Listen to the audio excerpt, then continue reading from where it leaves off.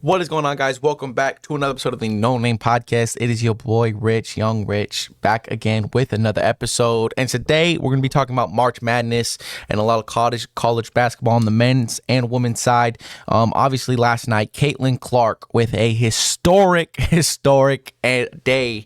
I mean, listen, they got their revenge match on against LSU and Angel Reese and all them people. She dropped 41 points last night. But I mean, listen, for those of you who have not seen Caitlin Clark play, because obviously I'm huge about supporting all sports, the WNBA, the NHL, MLB. I try to support every sport as much as I possibly can because I think it's great for the community and just athletics and sports to grow, so I'm huge on watching a lot of college sports as much as humanly possible. I support the esports scene, Call of Duty and things like that. So I try to support every aspect of sports, college sports, all different types of sports, every college sport possible. I'm always trying to do my best to show some love and support some teams who don't, colleges like San Jose State, a team that's not known for basketball, trying to show some support and pay attention to their basketball program. And I'm just all the way around. I want the sports community to continue to grow, and I want to help all the schools and all the teams and all the programs and leagues around us to grow.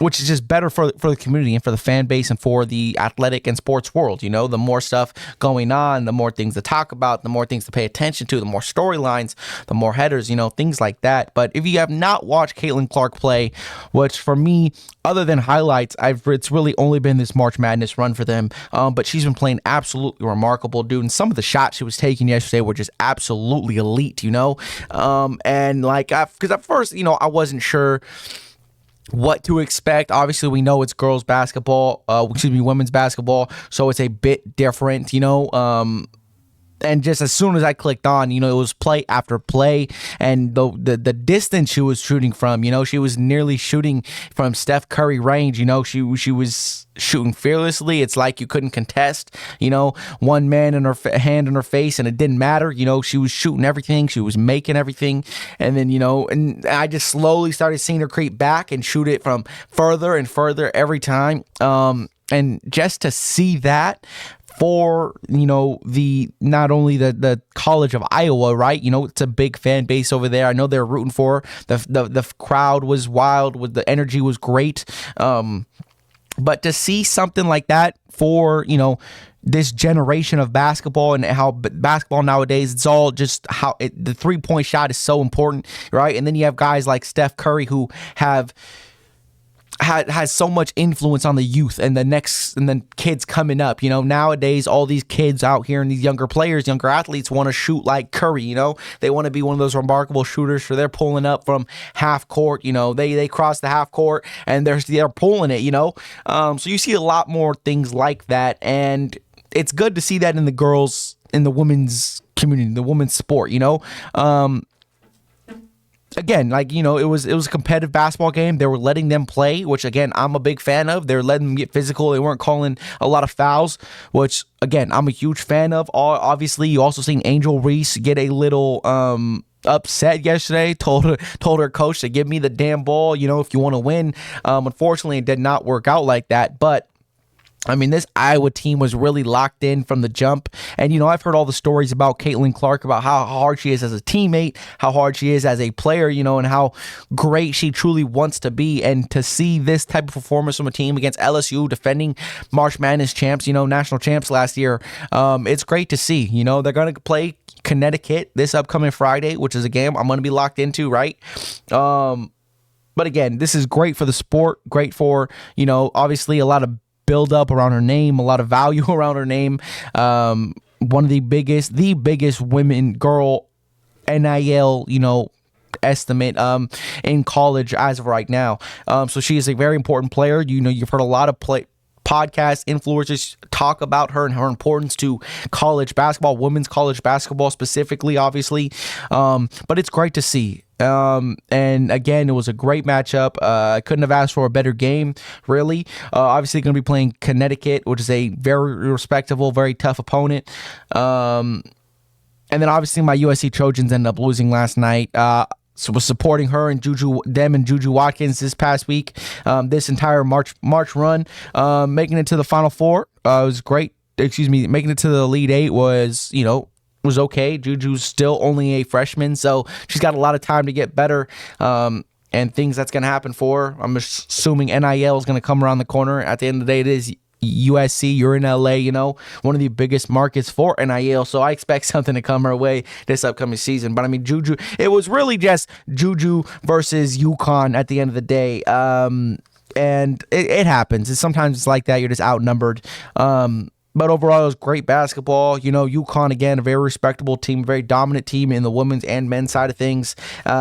But I mean, Juju 29-10, 9 for 25 on the field yesterday. So efficiency-wise was not great, but that has a lot to do with the fact that it's kind of her versus everybody. It is very, a one-man crew in that situation. A one-woman crew in that situation. But again, she did all that she could. The game was competitive for the most part. You're playing against one of the best, most respectable women's college basketball team programs in the nation.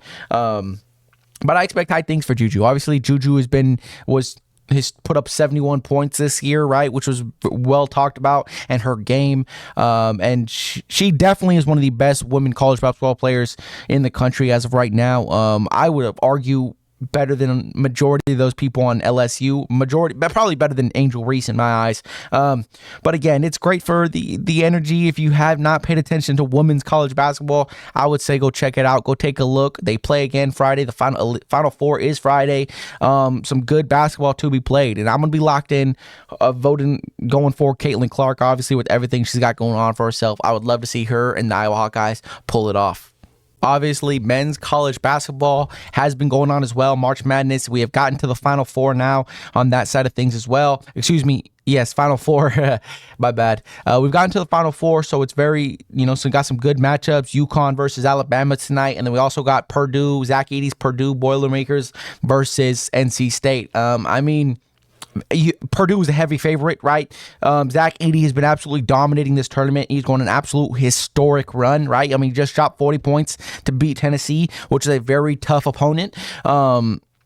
But again, I think Purdue should not going to be a cakewalk, because NC State is one of those teams who they didn't have the best of regular seasons, but as soon as the conference tournament came around, they locked in and really been playing great basketball. And that's exactly what NC State's been doing.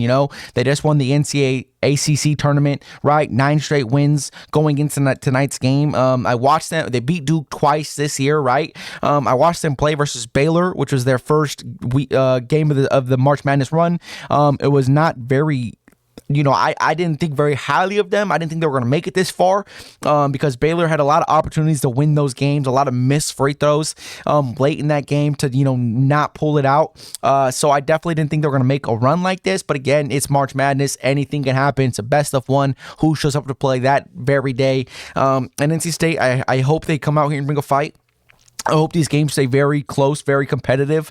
It's been great basketball to watch so far, especially as things start, boiling down, tightening up. But again, and then you got UConn, who's just been dominating, believe the most wins by a team in 10 plus points in March Madness, consecutively, right? 2 March Madness runs where you're winning by 10 plus points. I believe that it's out 10 wins, so we're looking for another dominant performance against Alabama. Alabama's another good team, but UConn is, again, one of the best teams in the country, one of the most respectable college basketball programs in history. They've been dominating for years. Before I was even born, they were dominating, So I expect good matchups tonight. And obviously the talk of the men's side in the March Madness has got to be Zach Edey. Zach Edey, this guy, 7'3" center at Purdue.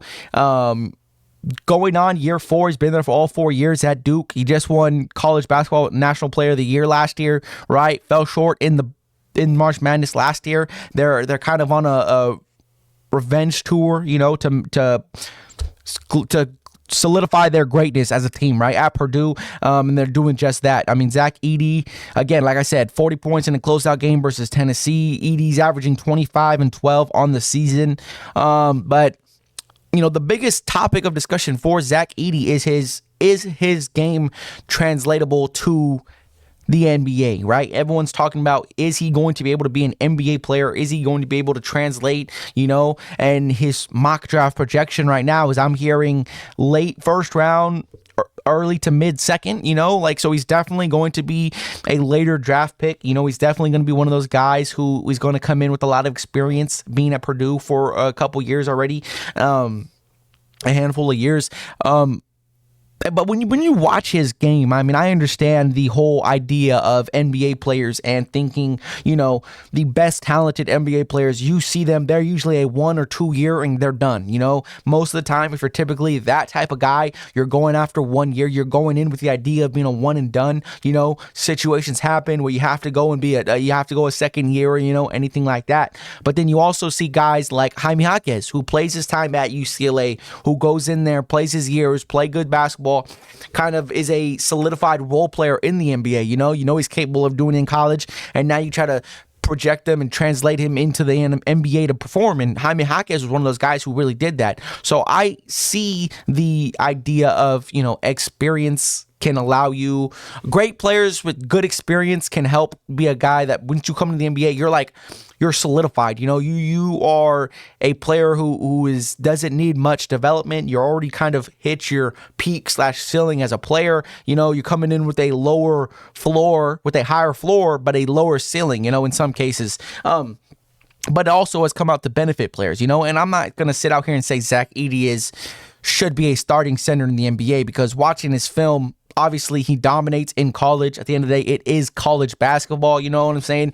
Yes, he's been doing this for 2 straight years of being the best player in the country. But college basketball is a different beast compared to the NBA, right? And like NC State Center. NC State Center is 6'7", 6'9". He is not a very big center, so I expect Zach Edey to go out there and dominate. But he is a guy who now, with his athletic ability and his size, is undersized to play in the NBA as a center. Now he's getting calls as being a offensive tackle or a possible NFL prospect, somebody who can come in as an unrestricted free agent and develop as a player, So now you're hearing things like that, and it's a sticky situation, because like we said, all the great players that we've known that are guaranteed lottery picks, supposed to be faces of the franchise, they come in one and done, 2 years at the most, and they are in the NBA. They are ready to play and come out here and compete. So you see a lot of young NBA players. So it's question, you see the red flags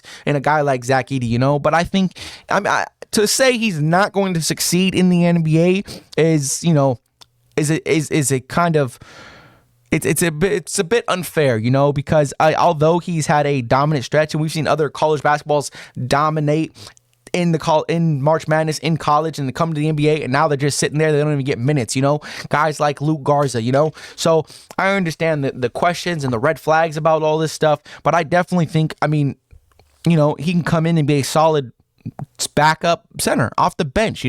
There's a lot of players a lot of teams who could use a guy that big, who can go out there and get you boards, like if he's a guy that goes out there and just is a perimeter defensive liability, but you get his ability around the rim, he can develop as a rim protector. He can get you boards, on the second unit. I don't see what's wrong with that. That's still a key part to winning games, because you need your bench to perform. You need a guy on the bench, We've seen it in like the Mavericks. Like they have 2 to 3 bigs on their team right now. They just went and brought in Daniel Gafford to come off the bench, and then you still have Kleber, who can spread the floor when you run that 5-out type offense, and then you also have Derek Lively, who you just drafted. So having a handful and depth at the big position is important, right? And all 3 of those guys in that system specifically are getting run and getting minutes. And I think there's nothing wrong with saying he can be a backup center coming off the bench. There's nothing wrong with that. Will he be a all-star player? Will he be a starter in the NBA?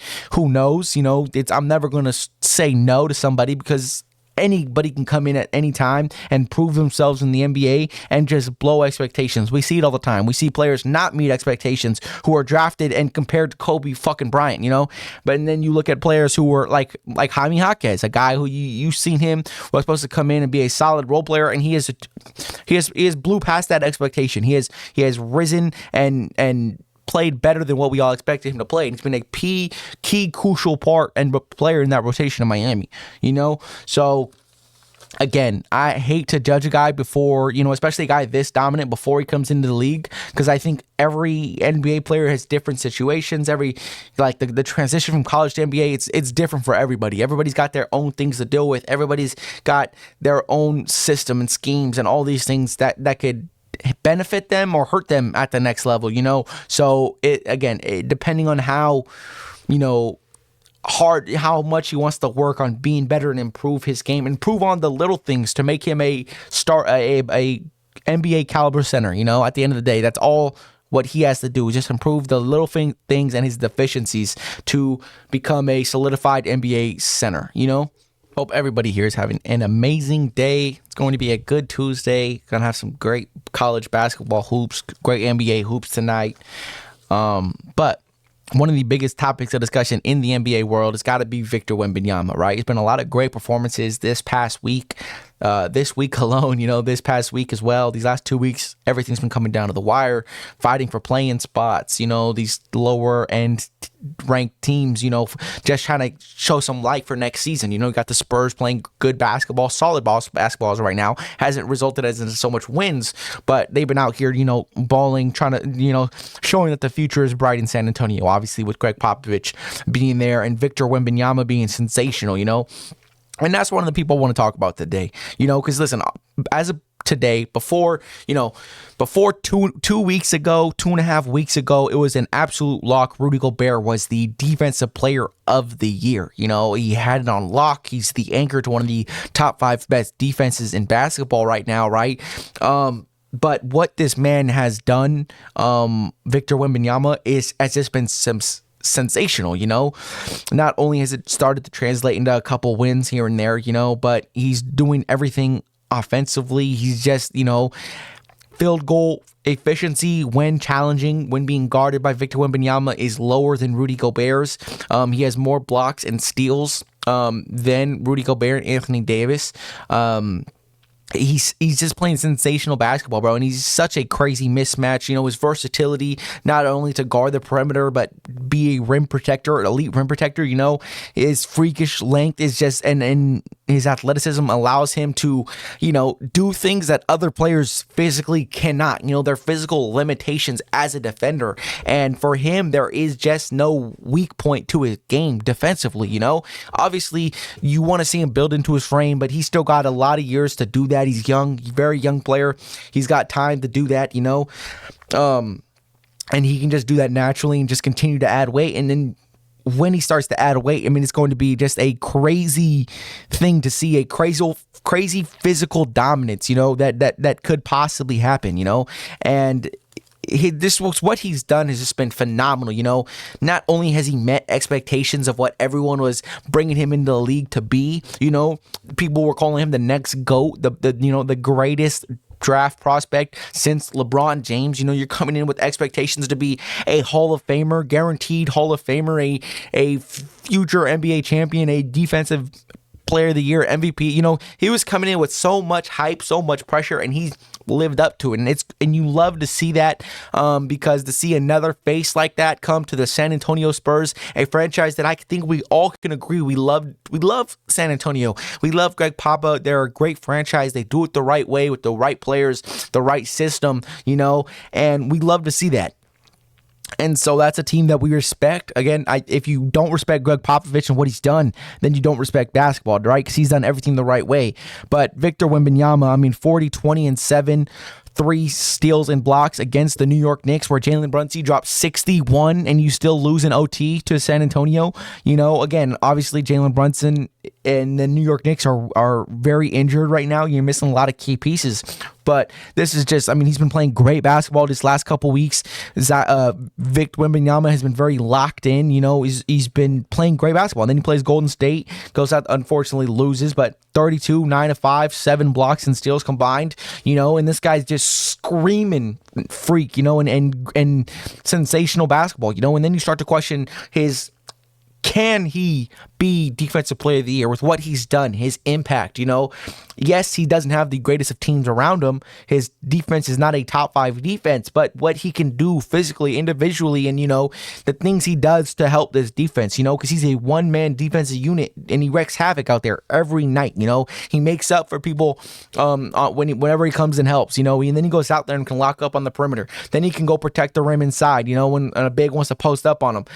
He can do everything that you want him to do, and he does it at a very exceptional level, and his numbers are screaming that he's a better defender than Anthony Davis and Rudy Gobert, and again, I understand that when you have to have a top 5 defense to be in that conversation of defensive player of the year, right? It's always been a thing. You want to be defensive player of the year, you have to have a top defense, an elite defense.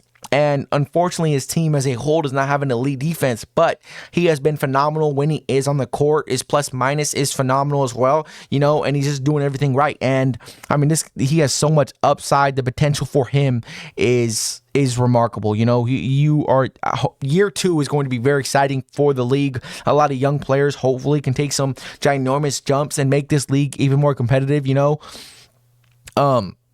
But again, I mean, it's great to see, and another team out, and so it's just a team to look out for. Obviously, I like to see. I'd hope San Antonio continues to play good basketball and finish the year strong. Some of these guys start to lock in this at last couple weeks. Maybe ruin some team seasons. Maybe win some games they're not supposed to, and it ends up messing with some teams' playoff spots. Things like that I would love to see, and I'm definitely going to be paying attention to see how Victor Wembanyama finishes this season. His rookie season.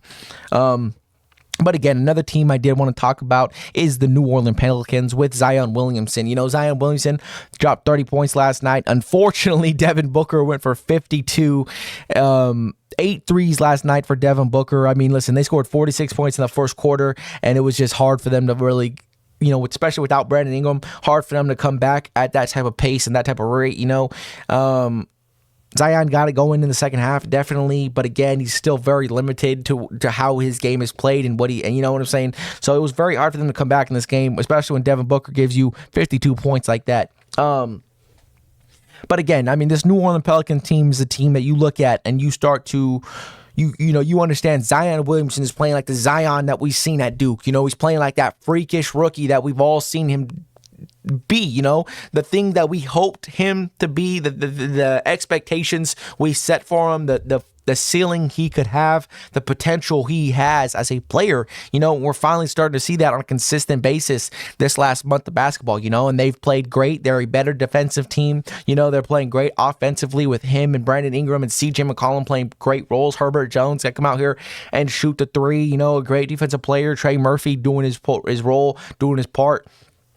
And it's great to see for a team like that, I mean, up until yesterday, they were pretty much beating everybody. They had some big wins against some top end teams, some top tier teams, and they were playing great basketball. Obviously, Brandon Ingram gets hurt, so you wonder how that looks without Brandon Ingram. CJ McCollum and just Zion going to work.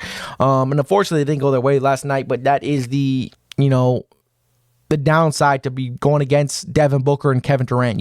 If one of those guys gets hot early like Devin Booker did, you could see something like this happen. But again, I mean, projecting the New Orleans Pelicans and who they could possibly play and who they could match up against, is going to be very interesting because right now I believe they are set up to play the Clippers, which again, the Clippers are a great team. Obviously, have not been playing great as of late, but they're a team that we are going to assume when the playoffs come around, the defense is going to be locked in. They're going to be tied in together. They're going to figure the shit out defensively, at least. For the worst comes to worst, we are going to assume they're going to figure the stuff out defensively and lock in and be a top 5 defense unit like we've seen all year. Kawhi Leonard's going to take his stride into top 5 player in the playoffs like we've seen him do year in and year out every time he gets the chance to perform in the playoffs. But this New Orleans Pelicans team can be very scary, right? Very scary for the fact that Zion Williamson is an absolute mismatch for a lot of these teams. You look at a team like the LA Clippers, right? The Pelicans already beat them earlier in the year. They gave them struggles earlier in the year, because you can't guard Zion Williamson like that. Zubac cannot keep up with them. And then you start to play a little small ball. You want to bring in a quicker lineup to keep up with them, and and you just can't guard Zion Williamson, and then Zion's ability lately has been, his playmaking has been phenomenal this year. He's rebounding more, he's playing at an all-time efficiency, so he is playing great basketball right now, and he's finally got all the tools and pieces in his bag this year that it's great to see, and when you got a guy that dominant, around the rim or in the paint, and then he's also has the ability to play make. I mean, it just becomes scary, when you have a guy who typically you've seen it nowadays, it's getting into this generation, back into the generation in the decades where we were playing through our center. Our big guy was our number one. We were playing through our centers. You have Jokic, Giannis, Şengün, Embiid. You are playing through the centers. And that's kind of what we're seeing. Yeah, obviously, Zion's not a center. He is a power forward. But you're starting to play through your bigs. You're starting to play through your best players. Even if your best player cannot play on the perimeter. You know what I'm saying? So to see things like that in a guy that's playmaking at a very good level, he's a great playmaker. He's definitely improved as the seasons come along.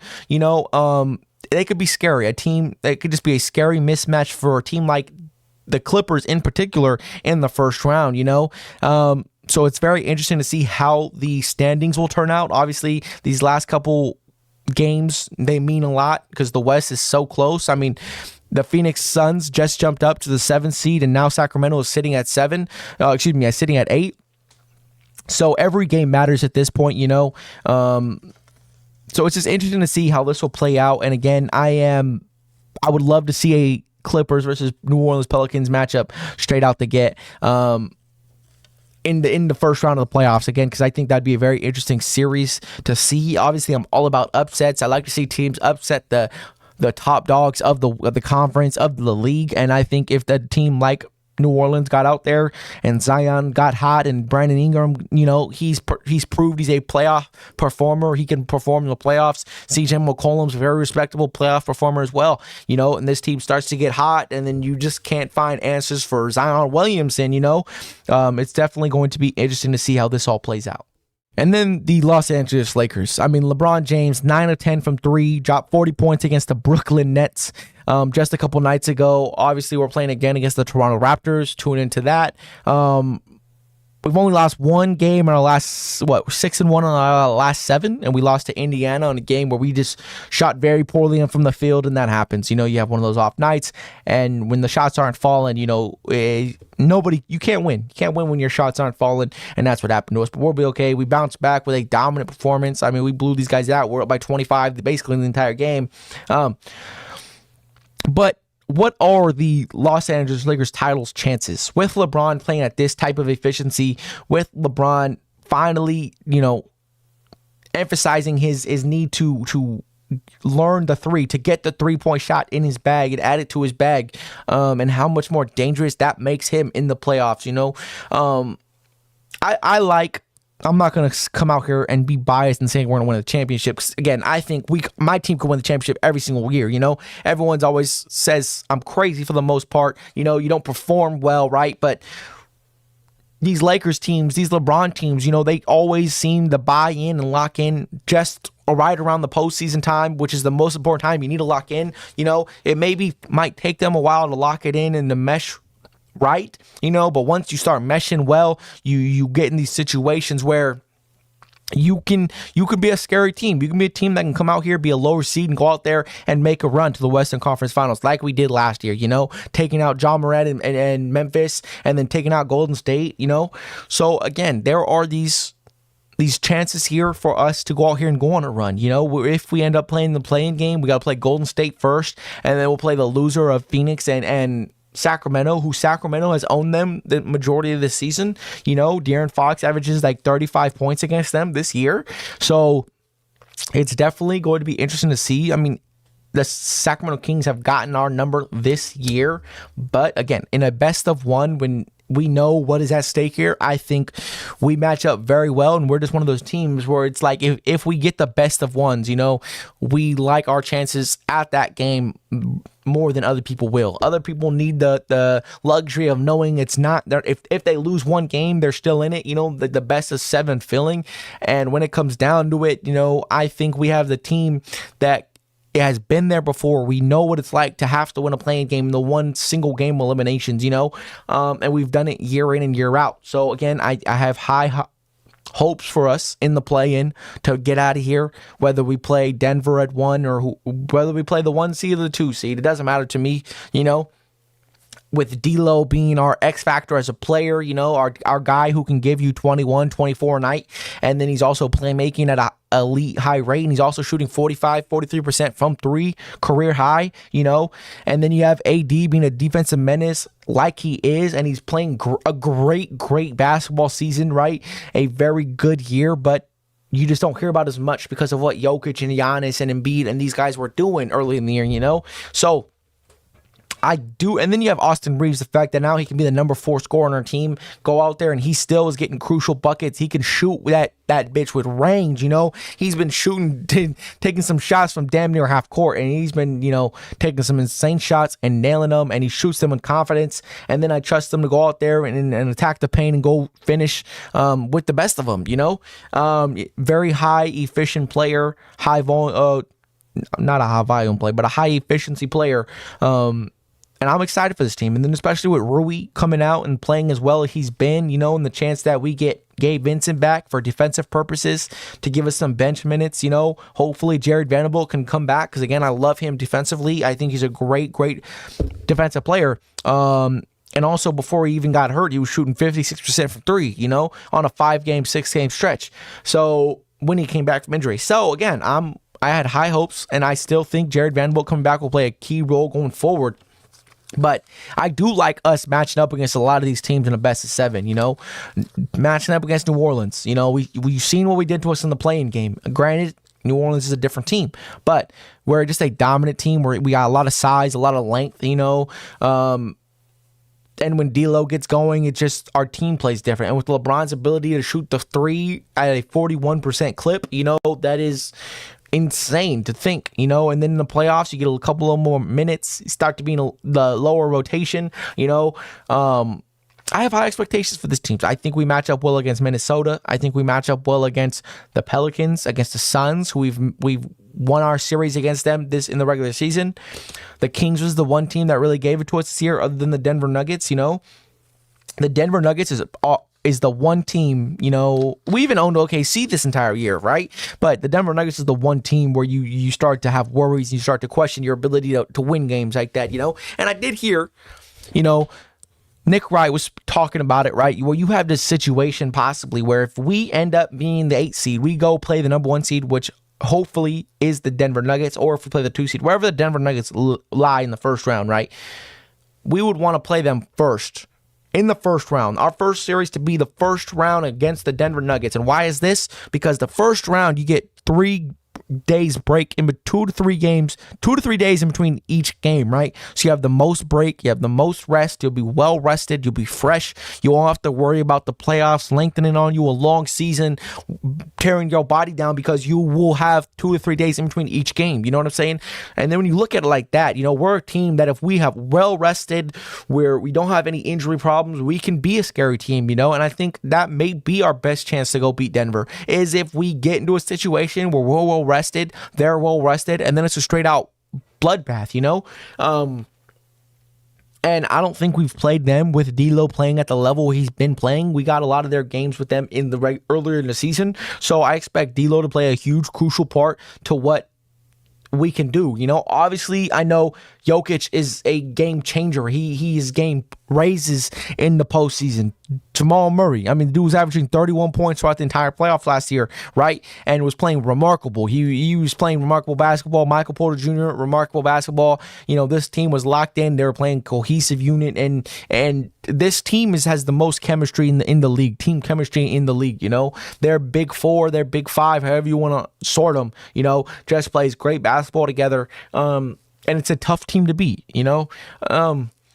But again, I mean, nobody wants to play the Nuggets, right? Nobody really wants to see the Nuggets go into 7-game series. But I like the idea of if we do have to go through the Nuggets, playing them in the first round, when we're fresh, we have the most rest days between those things. LeBron, when he's well rested, we've seen what he can do. AD, when he's well rested, we've seen what he can do, And then D-Lo being the X factor type thing. We know Denver has struggled against point guards this year, right? With Jamal Murray not being a great defender.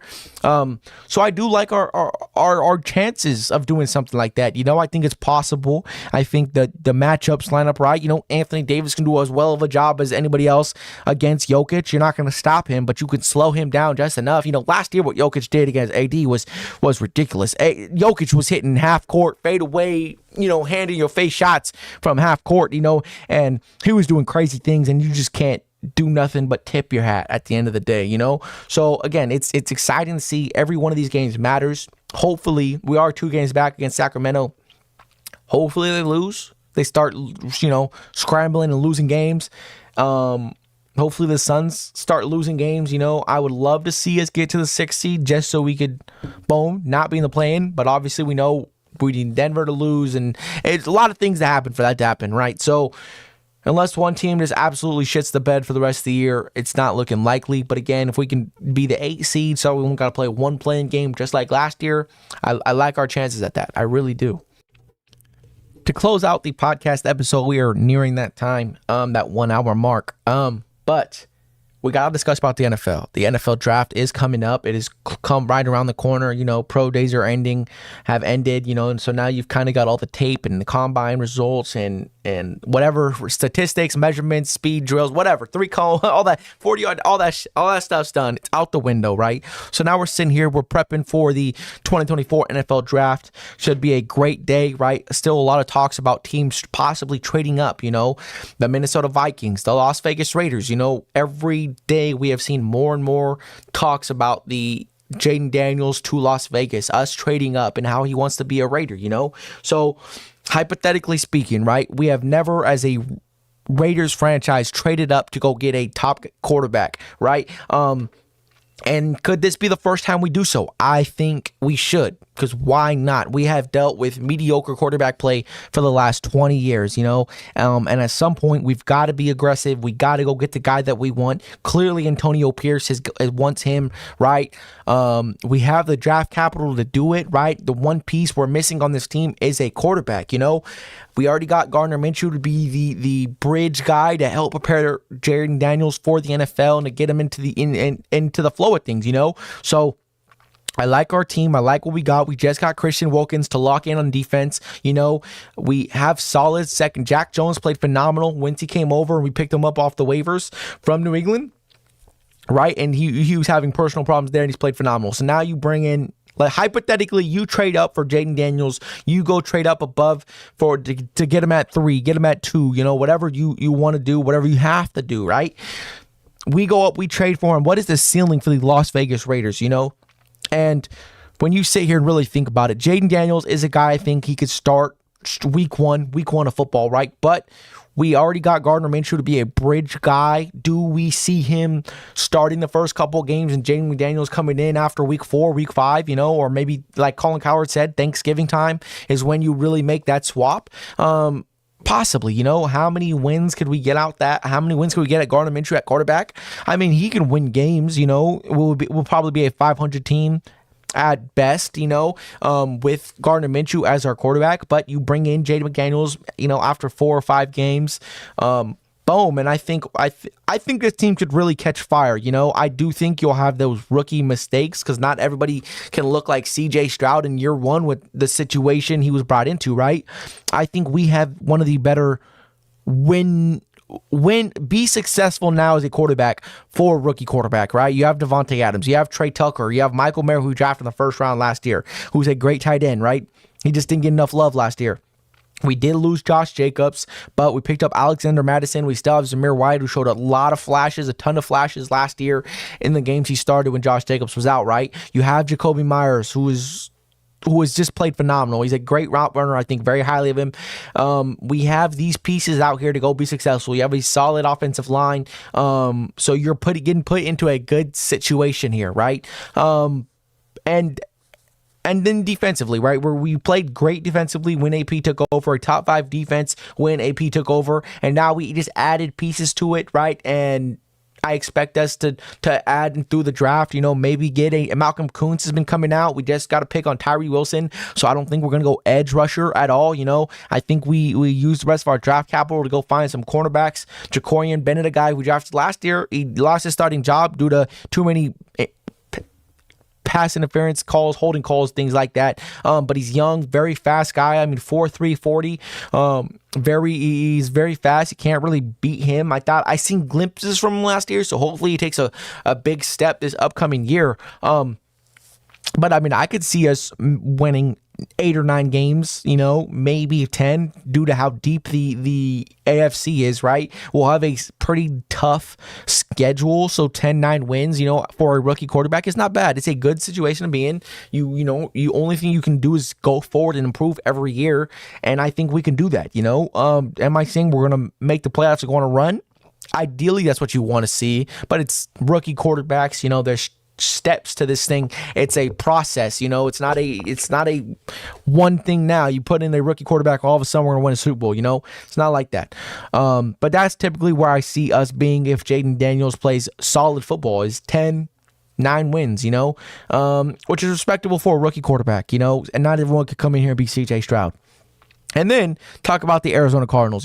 Kyler Murray's name was up for trade, in the trade discussion rumors before, and now you're hearing you want to draft Marvin Harrison Jr. You've heard Malik Neighbors just went to Arizona today. I don't think Malik Neighbors is going to be the first to take on the board. I think Marvin Harrison Jr. has earned that right. His tape is just undeniable, number 1 receiver in the NFL. He's 2-time All-American from Ohio State, he's the only guy to do that, and to consider the talent that went through there. Garrett Wilson, Chris Olave, you had so many guys go through this Ohio State receiving core, and for him to be the best one, arguably, is just, it says a lot. And Ohio State receivers have performed at the next level. Not many have whiffed, you know what I'm saying? So I have high hopes for him. Coming into this Arizona team, Marquise Brown coming in, didn't work out the way you wanted. Kyler Murray coming back from injury, played solid football, won a couple games, but I think it's a good opportunity for you to come out here. You bring in Marvin Harrison Jr. You're definitely taking a huge step in the right direction. You finally get Kyler Murray, a solidified wide receiver 1, a guy who can go out here and make plays. And I like this addition here. I'm very high on Kyler Murray. I think what we got from him when they were 7-0 3 years ago is the type of quarterback he is. Are they going to start 7-0, especially with that division they're in? No, but I think that getting Marvin Harrison Jr., adding another weapon. You already have Trey McBride, who stepped up and played phenomenal last year as his number one safety target, safety blanket for Kyler Murray. And to pair them up together, James Conner's still there. You have a dual threat quarterback, a very good offensive-minded head coach. I like what Arizona's doing, and I think it's a must-have here. Unless some team offers you absolute arm and a leg for Kyler Murray, or to trade up and get a quarterback, or for Kyler Murray, or any of those type of situations, that's the only time you would make a move like that. And then we're talking about the New York Jets. This discussion has been up for a little bit, just a little bit of draft talk, is who the Jets should draft at 10, right? And to me, you just brought in Tyron Wilson from the Dallas Cowboys, who's been injured for 3 or 4 or 5 games in every season for the last 3 to 4 years, very injury prone guy. But then you sit here and you look at the New York Jets and what they should do and what you want to see them do, what you think they're going to do, which is go get another receiver, go get another weapon, to make up for the lack of production from Allen Lazard, and to pair up with Garrett Wilson. But you look at this, or maybe a Brock Bowers, but you look at this team and you look at what they really need. You got a quarterback who's coming off a torn Achilles, a guy who used his feet and his ability to get out of the pocket was what made him so special, So now you take that away from him, and you want to go offensive tackle here. You have 2 offensive tackles projected to go in the top 10, so you can get one of those 2 and it could be a successful draft, And if the Jets go out here and get a receiver, it's just, I think the same problems are going to happen. You address the offensive line a little bit. So now, do you think that's enough? You just, got 2 players, you think that's enough to solidify your offensive lineman? Sure, it'll be better than what you had last year, but is it going to be much better? Breece Hall had a bit of an off year, with the poor O-line, with the poor quarterback play, so I would like to get another offensive lineman there, whether you use him as a depth piece and let him learn over his first year, or you put him and throw him straight in that offense. I would like to see something like that, not only to help for the run game, to help Breece Hall open up and be the Rookie of the Year caliber player we saw year 1, right? But you give more protection for Aaron Rodgers. You allow Aaron Rodgers a bit more to where he can sit in the pocket and kind of just be more of a typical pocket passer, especially with his injury history and what he's coming off of Achilles injury, Are the Jets going to draft the tackle? Probably not. It's the New York Jets, right? But if the New York Jets want to prove that they are committed to winning now and doing stuff the right way, they're going to draft an offensive lineman. You get a tackle, you come out here, you add to your offensive line, you show that you are trying to fix the weakest part of your team, which is that offensive line, and that just shows a bit of good hope for New York Jets fans and showing that you're trying to go in the right direction, And then the last but most notable draft prospect is J.J. McCarthy. I mean, listen, I've heard a lot of conspiracies, about J.J. McCarthy, him talking about, people assuming that if he was on a better team that was more pass friendly, he would have numbers like Jayden Daniels. If he played for LSU, if he played for Ohio State and was paired up with Marvin Harrison Jr., he would have these Heisman type numbers, And so then the question's been watching his tape. Like, what do you see from J.J. McCarthy that makes him stand out as a top quarterback, a top 3 quarterback, top 2 quarterback in this draft, right? And he's a talented guy. Like, don't get me wrong. You watch his tape, you turn it on, you see what NFL scouts see, you see his ability to just make throws. He's very sneakishly athletic. He's pretty fast for his size. He's lives off the play action and just wants to win games, which is what a lot of teams try to do nowadays, Like, he could be a guy, like, hypothetically, if you put him in San Francisco, would fit perfectly for what they're trying to do, You put him in Vegas, he would fit hypothetically for what he's trying to do.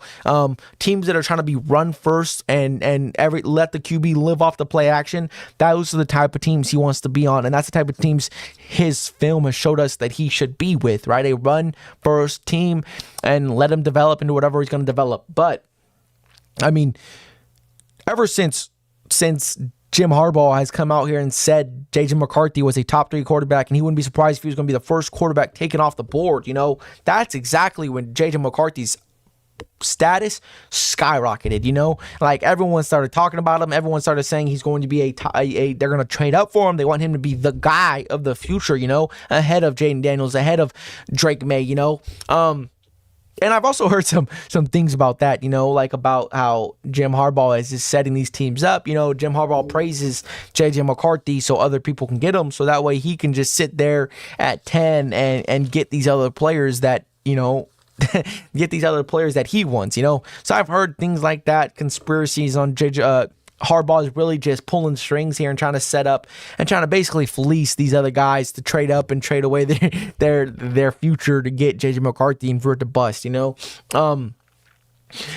But no, I mean, J.J. McCarthy definitely has some talent, but the issue with J.J. McCarthy's film is that the fact that none of his film wows you. You don't see film out here where you go out here and he wows you with what he does, Jayden Daniels, you watch his film and you're like, wow, he just made that throw. Wow, he just made that run. Look at him cut. Look at him make somebody miss, Caleb Williams makes your jaw drop. You make some throws like, what the hell are you doing? Oh, boom, what a throw. Only one person can make that throw, and that's Caleb Williams, So J.J. McCarthy has nothing that screams, we're going to win, or I'm insane. I am the best prospect in this draft, So I think if a team like Minnesota ended up trading up for J.J. McCarthy to be their guy, I think, one, you would probably overpay for what you could have gotten for him, And I think this guy has the most bust potential other than Drake May. Like, he's up there for bust potential.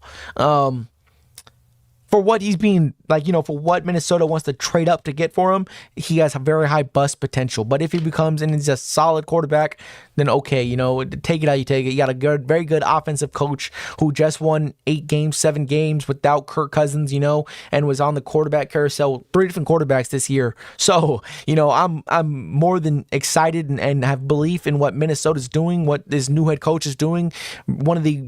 A great offensive mind in this league, Justin Jefferson, Tyler Hawkinson, Jordan Addison, you hit on that pick, Mekhi Blackman, you hit on that pick last year as well. Unfortunately, you did lose Everson Griffin, but you still have some key pieces out there. And so this team is good. This team is being built the right way.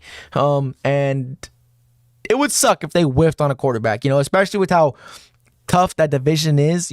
Caleb Williams is supposed to be going to the Bears, Jordan Love over there, and then you still have the Commanders not the Commanders. What team am I missing? Let me just go through this. Oh, the Detroit Lions, Jared Goff, right? Solidified. Their team just made it to the fucking NFC Championship, right? So if JJ McCarthy was to go to Minnesota, I think you would see some success due to the offensive coach and due to the tools that he's around, right? But I think it would be a little bit more Brock Purdy-esque, where he's bettering from the system he's in and the players around him, and there would still be some question marks and some red flags to his game. That's what I'm assuming. Again, I hope they prove me wrong. I hope they go out there and he's an elite quarterback. I hope every quarterback hits, so that way this league could be competitive as fuck every year, But obviously that's not the way it works. And yeah, let me know what y'all think, bro. I'm working on a mock draft. I'm gonna do my own thing, mock draft, project teams, trades, and things like that. But it just takes time. I don't want to go in here and give you a half-assed mock draft and really, put something, show you some product that I'm not proud of. So again, I want to go do something that works for me, something that I feel confident in coming up here and talking about. I want to do my research and teams on what they need and how they play and things like that. So I'm working on a mock draft behind the scenes. I will get one out before the draft comes up. And I will be starting to make more videos about certain NFL teams, breaking them down and what we expect for this upcoming season. It will be on a separate channel, specifically for 15 to 20 minute videos for people who want to go out there and just go check some out. For the casual fans, for someone who doesn't want to sit through the hour-long podcast, 50-minute podcast, and who just wants to see something quick, faster pace, get to the point, talk about my team, something I want to watch, right? So I'm working on those. I'm working on a lot of stuff right now. Content has been a lot of work from what I've learned, especially when you want to be good at it. You don't want to put out half-ass stuff. You want to be out there and make sure you're proud of the work you're putting in, being proud of what I'm putting out there. Because at the end of the day, my face is on it. My face is what you see first. My name, Richard Delapause. My name is on everything I put on. So everything I put out, I want it to be the best quality work I could possibly put out that day. With what I have, the tools I got, the resources I have. So I'm working constantly behind the scenes to try to make sure my content is as best it could possibly be, because again, I want to be a sports content guy. I want to be a sports influencer, however you want to, what title you want to put me in, podcast or whatever. I'm working on all that stuff, and I'm working every day to perfect my craft and to do the best possible work I can possibly do. I'm trying to teach myself how to edit, doing a lot of tutorials and trying out different stuff. So it's been a huge learning curve so far. But again, I couldn't be happier, because it's, again, something I love to do, and I would love to do this, for the future. And hopefully, if y'all keep supporting me, I can keep doing this. But with that being said, hopefully y'all enjoyed today's video, like today's podcast. If you don't already, go follow my stuff on Apple Podcasts and Spotify. Follow the show. 5-star rating would be greatly appreciated. If you don't already, follow me. Subscribe on YouTube. Like, comment, and subscribe on this video. Turn on post notifications, because I will be posting podcasts twice a week. New channel will be coming up. Again, faster pace, get to the point videos, shorter videos for those casual fans, people who don't want to listen to a podcast. And with that being said, see ya.